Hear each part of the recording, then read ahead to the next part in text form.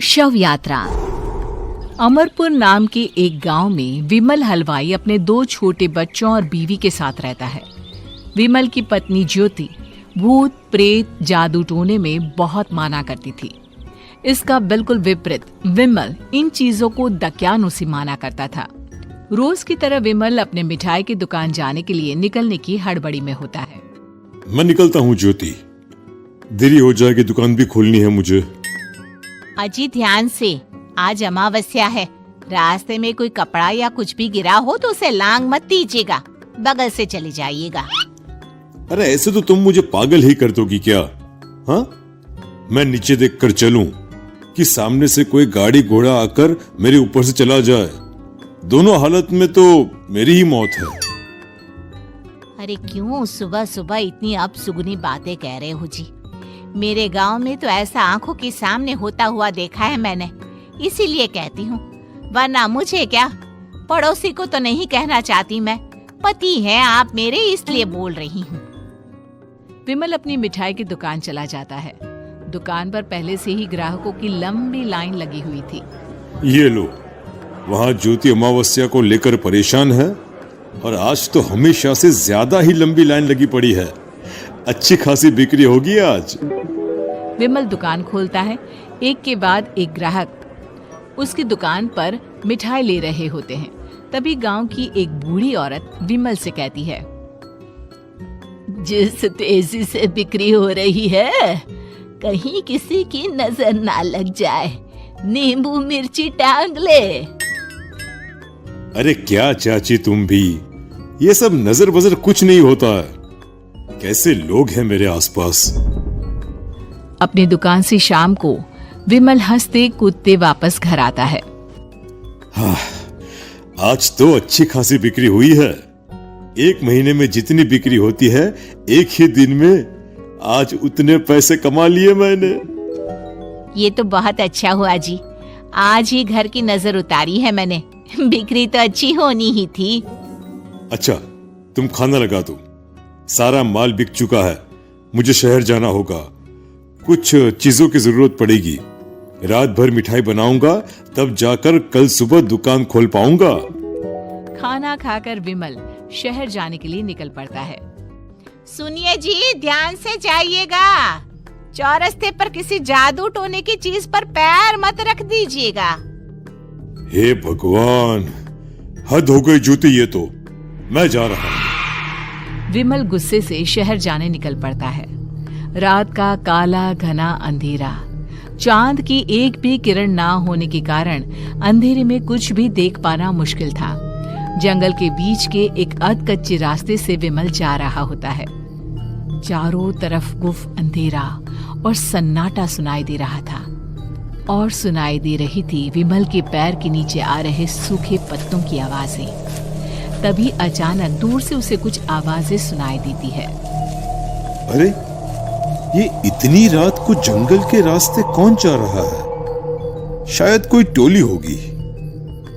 राम नाम सत्य है, राम नाम सत्य है, राम नाम सत्य है, राम नाम सत्य है। धीरे धीरे आवाज कुछ कुछ सुनाई पड़ती है। आवाज धीरे धीरे और नजदीक आती सी लगती है। विमल देखता है कि उसके सामने से सजी धजी सफेद कपड़े में लिपटी एक अर्थी निकल रही है, जिसके साथ 5 लोग ही थे। 4 आदमियों ने उसे कंधा दिया हुआ था। एक मटका लिए आगे आगे बढ़ रहा था। विमल के बिल्कुल सामने आकर अर्थी रुक जाती है। उसमें से एक आदमी विमल से कहता है, अरे भाई, जरा अर्थी को कंधा लगाना, मैं बहुत थक गया हूँ, बड़ी मेहरबानी होगी। हाँ भाई, कंधा तो मैं लगा दूं, पर रात को 12 बजे ये शव यात्रा, इस समय कौन अर्थी ले जाता है? तभी विमल को ऐसा लगता है कि शव में से आवाज आई, ये आवाज। मजबूरी है भाई, आप कंधा दीजिए, मैं रास्ते में सब बताता हूँ आपको। विमल अर्थी को कंधा दिए चल रहा होता है कि उसे ऐसा लगता है कि हाथ में मटका लिए जो आदमी शव के आगे चल रहा है उसके पैर उल्टे हैं। क्या हुआ भाई, हकला क्यों रहे हो? वो आपके साथी के पैर उल्टे। विमल अपनी बात पूरी भी नहीं कर पाता कि वो देखता है कि उस आदमी के पैर तो सीधे ही हैं। अरे नहीं, कुछ नहीं, मुझे शायद वहम हुआ होगा। धीरे धीरे सब आगे बढ़ रहे होते हैं। तब विमल को अचानक लगता है मटके में से एक हाथ बाहर आ रहा है। विमल घबरा जाता है। इसके पहले वो कुछ बोल पाता, कल्लू कहता है, मेरा नाम कल्लू है। हम 6 दोस्त थे, जिसमें से एक को तो तुम सोया हुआ देख रहे हो। इतनी पक्की दोस्ती थी कि जैसे हम सब सगे भाई हैं। पर किस्मत का कोई क्या कर सकता है। आज से 4 साल पहले एक नदी में हम सब नहाने गए थे, जिसमें डूबकर राजेश की मौत हो गई। किसी मजबूरी के कारण हमें उसकी अर्थी को रात को ही शमशान घाट ले जाना पड़ा। हम 5 उसे ले जा रहे थे।